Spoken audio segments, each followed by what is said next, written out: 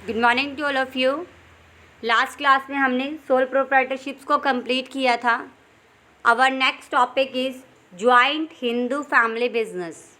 नाम से क्या लग रहा है कि जो हिंदू जो फैमिली बिजनेस है वो ज्वाइंटली है और सिर्फ ये किसके लिए है? हिंदू के लिए है। Okay. Joint Hindu family business is a specified forms of business organisation found only in India. ये ऐसा बिजनेस की फॉर्म है जो सिर्फ इंडिया में ही मिलती है।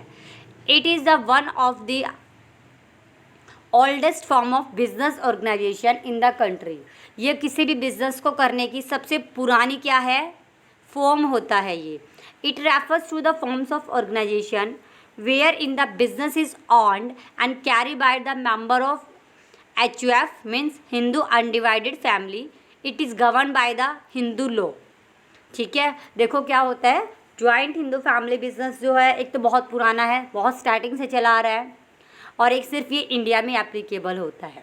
देखो आपने सुना भी होगा कि क्या होता है जब हमारे जो दादाजी हैं उनका बिजनेस किन को मिल जाता है?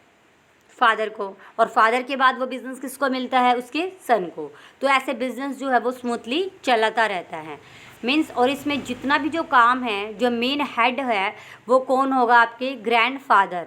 ग्रैंडफादर को यहाँ मुखिया बोलते हैं, और बिजनेस में क्या बोलेंगे? उसको कर्ता। सारी रिस्पॉन्सिबिलिटी उसी की ही रहेगी, और जो हम लोग हैं वो उसके साथ मिलकर क्या करेंगे? काम करेंगे। होता है ना ऐसा बिजनेस जिसमें सारे लोग मिलकर क्या करते हैं? घर के काम करते हैं।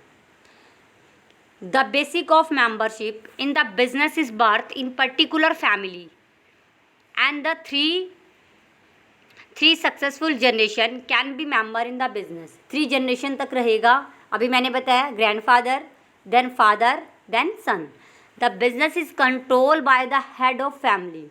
इसमें जो सारा बिजनेस है वो संभालने का और कंट्रोल करने का काम कौन करता है? घर का मेंबर करता है, जो सबसे पुराना मेंबर होता है, सबसे बड़ा मेंबर होता है मीन्स उसको बोलेंगे कर्ता। वैसे तो मुखिया होता है ना, उसको बोलते हैं karta. All member have the equal ownership right over the property of ancestors and they are known as the coparceners. Means ये बोल रहा है कि जो भी हमारी फैमिली के जो भी मेंबर्स हैं उनका इक्वल राइट होगा प्रॉपर्टी में, कम ज़्यादा नहीं बल्कि इक्वल राइट सबको मिलेगा। All the decisions and the authorities manage the business. His decisions binding on the other member. जो उसने डिसीजन ले लिया फैमिली के कर्ता ने, वो सभी पर क्या हो जाएगा? बाइंड हो जाएगा। बता दें ज्वाइंट हिंदू फैमिली बिजनेस क्या होता है। अब क्या क्या फीचर्स हैं इसकी। फर्स्ट जो फीचर्स है वो है फॉर्मेशन, मतलब कैसे बनता है। For a joint Hindu family business there should be at least 2 member in the family. Family में कम से कम 2 मेंबर होने चाहिए। And ancestral property to be inherited by them, और उनके बाद कोई ना कोई प्रॉपर्टीज़ होनी चाहिए, संपत्ति। The business does not require any agreement as the membership is by birth. इसमें कोई एग्रीमेंट करने की ज़रूरत नहीं है, बिकॉज आप इसके मेंबर हो, ये तो बर्थ से ही आप उसके मेंबर बन जाते हो। जैसे ग्रैंडफादर के बाद फादर का जैसे ही सन का बर्थ होगा वो मेंबर बन जाएगा आप। It is govern by the Hindu succession act 1956। कौन चलाता है इसको? हमारा हिंदू सक्सेशन है 1956। नेक्स्ट है liabilities. The liability of all member except the karta is limited to their shares of coparcenary properties of the business. इसमें सभी की लाइबिलिटीज़ जो है वो कर्ता को छोड़ के क्या रहेगी? लिमिटेड रहेगी। मीन्स जितना उन्होंने कह दिया कि हम इतना पे करेंगे उतना ही लाइबिलिटी रहेगी। द कर्ता however has the unlimited liability. कर्ता कौन है? हेड है, क्योंकि अगर बिजनेस में ज़्यादा लॉस हुआ तो वही उसको पूरा करेगा। Third point is control. The control of the family business live is the karta. He take all the decision and is authority to manage the business.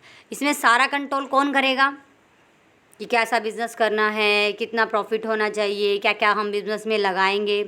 सारे जो डिसीज़न लेने का राइट है वो जो है हमारी फैमिली के मुखिया के पास है, कर्ता के पास है। His decisions are binding on the other. वो सबको बाइंड कर सकता है, मजबूर कर सकता है बात को मानने में। नेक्स्ट है अपना कंटिन्यूटी। कंटिन्यूटी मतलब लगातार।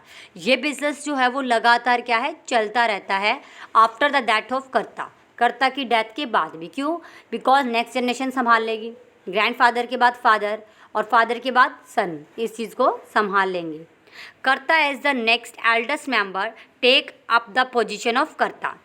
ग्रैंडफादर के जो थे वो कर्ता थे, उनकी डेथ के बाद फादर जो है वो कर्ता बन गए। Leaving the business stable, the business can however be terminated with the mutual consent of the member. जो हमारा बिजनेस है वो म्यूचुअल मतलब आपसी जो है वो समझौते से होता है। Our last point is minor member. The inclusions of the individual into the business occur due to the birth in Hindu undivided family. Minor can also be the member of business. Minor कौन सा होता है? Firstly जो miners होते हैं वो 18 से क्या है, कम को बोला जाता है। अगर कोई पर्सन 18 से कम है तो माइनर और 18 से ज़्यादा है तो मेजर। ये बोलता है कि माइनर भी जो है वो हिंदू अनडिवाइडेड फैमिली का मेंबर हो सकता है। I will repeat it. Joint Hindu family business एक ऐसा बिजनेस होता है जो सबसे पुराना बिजनेस है और सिर्फ इंडिया में एप्लीकेबल होता है, जिसमें क्या है कि सब मिलकर कोई बिज़नेस करते हैं और 3 जनरेशन उनको संभाल लेती है बाय बर्थ ही। और इसमें जो सारा कंट्रोल होता है वो घर के मुखिया का मतलब कर्ता का होता है। ओके, ये सबसे पुराने बिजनेस की टाइप सी। Okay, thank you. Next class में हम नेक्स्ट टॉपिक डिस्कस करेंगे।